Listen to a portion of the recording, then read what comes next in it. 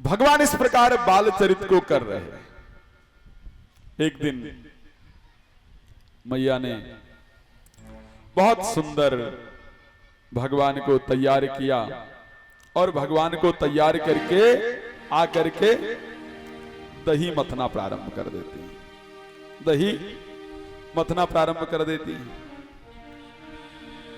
अब इतने में भगवान सो रहे थे और भगवान सो करके उठ गए। भगवान सो रहे थे, सो करके उठ गए। अब सो करके जब उठ करके आए तो मैया के पास आकर के मैया दधि मंथन कर रही थी, मैया को रोक दिया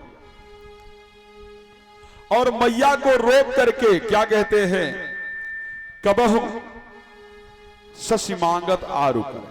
अब मैया को रोक दिया, मैया भूख लगी है तो मैया ने कहा जाके माखन ले लो। नहीं नहीं, मुझे ताजा माखन चाहिए, जो अभी बनाया है वही वाला माखन चाहिए। तो बोले बेटा अभी इसमें टाइम है, अभी ये नहीं मिलेगा। बोले नहीं मैया, मुझे यही माखन चाहिए, अभी चाहिए। बच्चे जब जिद करते तो कहां मानते, अभी चाहिए, यही वाला चाहिए। मैया ने कहा अभी नहीं मिलेगा। अब मैया को लगा कभी कैसे समझाऊं। गोस्वामी तुलसीदास जी ने इसको बड़े भाव से लिखा है, दो कवितावली में लिखते हैं, कबहु शशिमांगत आरु करें। जब मैया को लगा कि ये माखन से समझाने से नहीं मांगेगा, तो कई बार ना बच्चों को बहकाने के लिए माताएं कोई और तरफ ध्यान भटका देती। तो मैया ने कहा अच्छा देख चंद्रमा देख, चंद्रमा देख कितना सुंदर है, तो मुझे अभी चंद्रमा चाहिए। अभी तक माखन चाहिए था, मैया ने कहा देख चंद्रमा कितना सुंदर है लाला, मुझे अभी चंद्रमा चाहिए, मुझे अभी चंद्रमा चाहिए।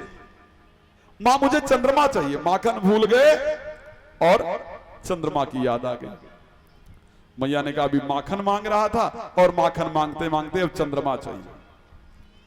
गोस्वामी तुलसीदास जी अपनी कवितावली में लिखते हैं कि कबहु शशिमांगत आरु करें, कभी चंद्रमा को मांगते हैं, कबहु प्रतिबिंब निहारी डरे। भगवान बाल लीला करते हैं, कभी चंद्रमा को मांगते हैं, कभी खुद की परछाई देख करके डर जाते हैं। कबहु शशिमांगत आरु करें, कबहु प्रतिबिंब निहारी डरे, कबहु करताल बजाई के नाचत मातु सबय मन अमोद भरे। बाल लीला करते हैं, कभी ताली बजा करके नाचना प्रारंभ कर देते हैं। कबहु ऋषियाए कहे हटिके पुण्य लेत सोई जोई लाग अरे। और कभी इतना हट करते हैं कि जो चाहिए वो चाहिए ही। यशोदा के बालक कृष्ण सदा भक्तन के मन मंदिर में बिहरे। गोस्वामी तुलसीदास जी का बड़ा सुंदर भाव है कवितावली के अंदर। अब माता ने कहा कि चंद्रमा ले लो, चंद्रमा पड़ गया। तो माता ने क्या किया, एक पानी ला करके, एक रात्रि का समय है तो पानी भर करके एक परात में रख दिया, तो चंद्रमा की जो परछाई है वो परात में दिखती है। तो बोले ले ले चंद्रमा ये रहा। बोले नहीं वही वाला चंद्रमा चाहिए। तो मैया ने कहा कि अगर तू ऐसे जिद करेगा तो तेरी शादी कैसे होगी। तो बोले अभी शादी करना है, अभी दुल्हन चाहिए, अभी शादी करना, अभी दुल्हन चाहिए। तो मैया ने कहा जानता भी है दुल्हन कौन होती है, कैसी दुल्हन चाहिए। बोले मैया ऐसी चाहिए कि जो मैं जब गाय चराने जाऊं ना तो अपने जेब में रख के ले जाऊं।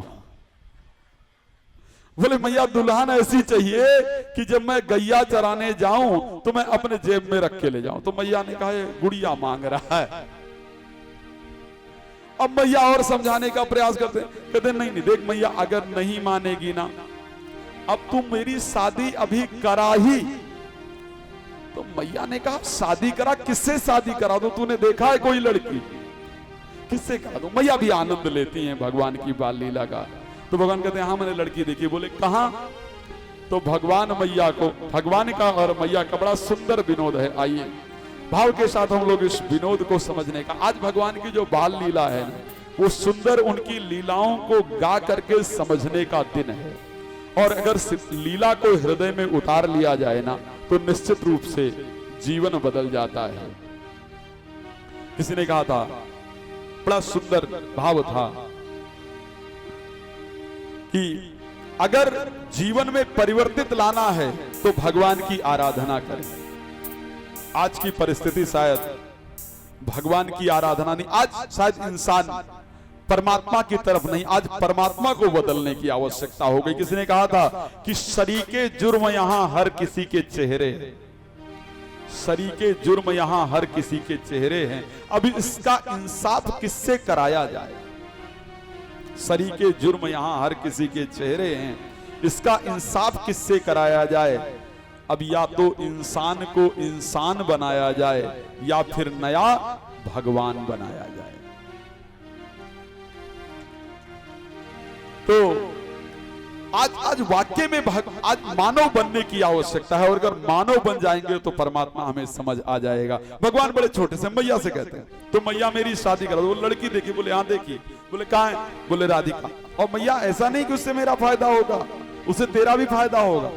तो मैंने कहा अच्छा बता कैसे फायदा होगा। तो भगवान गा करके और नाच करके मैया से बताते हैं।